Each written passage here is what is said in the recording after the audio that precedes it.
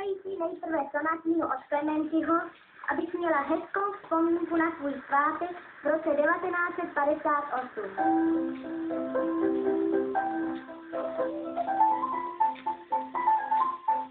Moje sestra říkala, víš co, maminka bude mít svátek, co kdyby si udělala radost a natočila by si desku. Já jsem říkala, počkej, jak natočila desku, jsem to vůbec nerozuměla. A říkala, no tady v Lucerně je takový studio a tam může kdokoliv prostě zajít, předvést, co umí a zaznamená se tam tenkrát ještě rozbitné černé desky. Trošku jsem se tam nespletla, ale teď, když to poslouchám, tak to má být takový jako kouzlo. Tyhle tóny přehrála Helena Mondráčková na klavír před mikrofonem v 11 letech. Byla to její první deska. Malá holka z východočeských Slatiňan začala velmi brzy čnít na své spolužáky nejen výškou. Ve druhém ročníku gymnázia vyrazila na soutěž Hledáme nové zpěváky, kde se porota jednohlasně shodla, že hledá právě ji.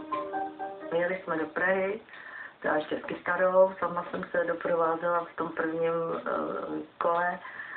No a najednou jsem prostě postoupila do semifinále a do finále a teď to najednou se rozjelo, přišlo tisíce nabídek. 17letá studentka tak místo Chmelové brigády zpívala například na liberecké výstavě s Valdemarem Matuškou a Karlem Gottem a brzy natočila svůj první velký hit. Z Heleny se rázem stala nejpopulárnější zpěvačka tehdejšího Československa. Pod tou skálou, kde proud řeky těží. Ve své době přinesla takový svěží, dívčí hlas.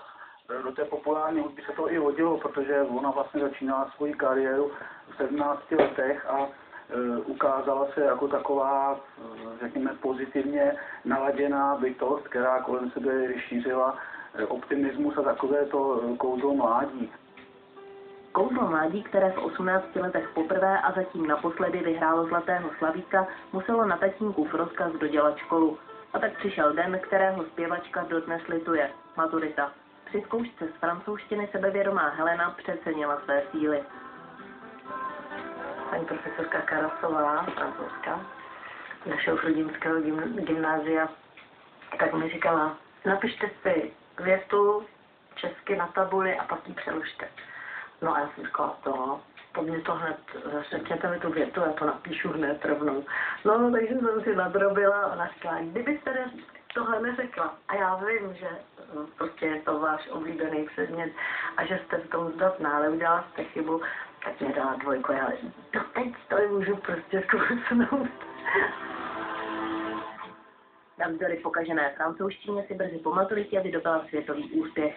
V Rio de Janeiro, kde zpívala před 40 000 posluchači, se stala Miss Festivalu. V Paříži excelovala se skupinou Golden Kids s Martou Kubišovou a Václavem Neckářem. A v roce 1977 se stala v Polsku miláčkem poté, co zde zaspívala Malovaný čbánku. Písničku, kterou od té chvíle zpívala tolikrát, že jí jednu dobu lezla krkem.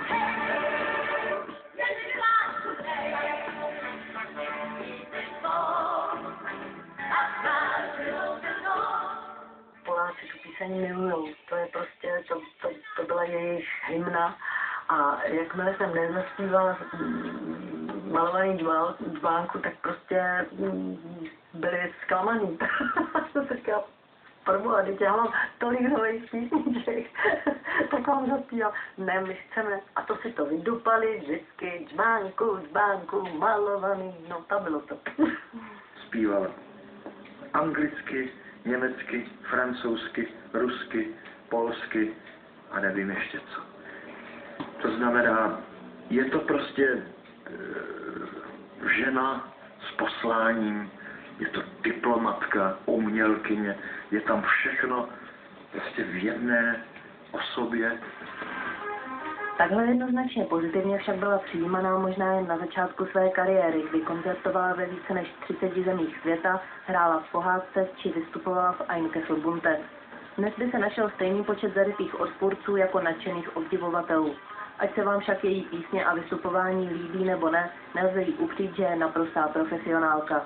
Vždy je perfektně připravená, na rozhovor přišla pozitivně naladěná, neustále prý procvičuje hlas a také své kroky na jevišti, které se občas nevyvedou, se snaží ustavičně vylepšovat.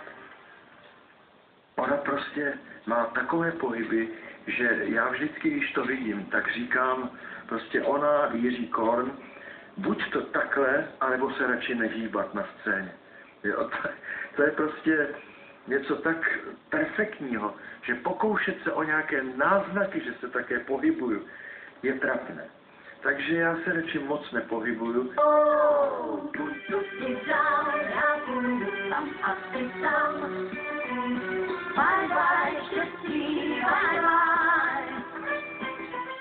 Kvůli svým úspěchům za socialismu čelila tolika fámám jako málo která zpěvačka. Včetně té, že se stala milenkou předsedy vlády Lubomíra Štrougala.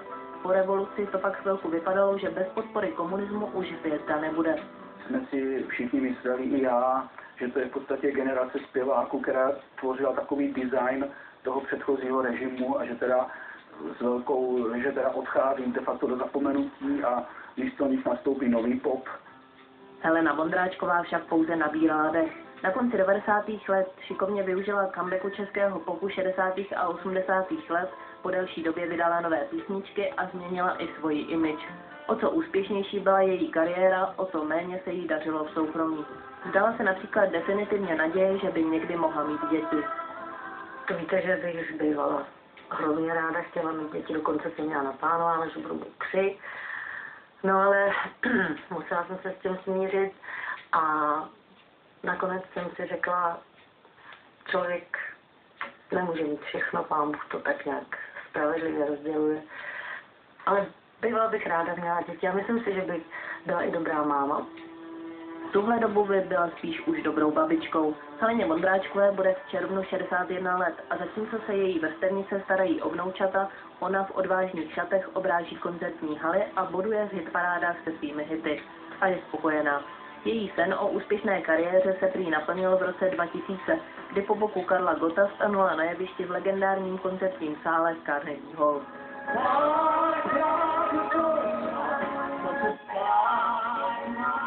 Jsem šťastná a opravdu hodně šťastná a moc si to vážím, že když už vlastně jsem paní v letech, takže mě to rodinné štěstí potkalo.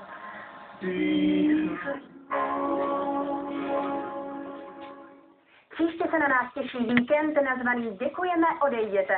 Dělej.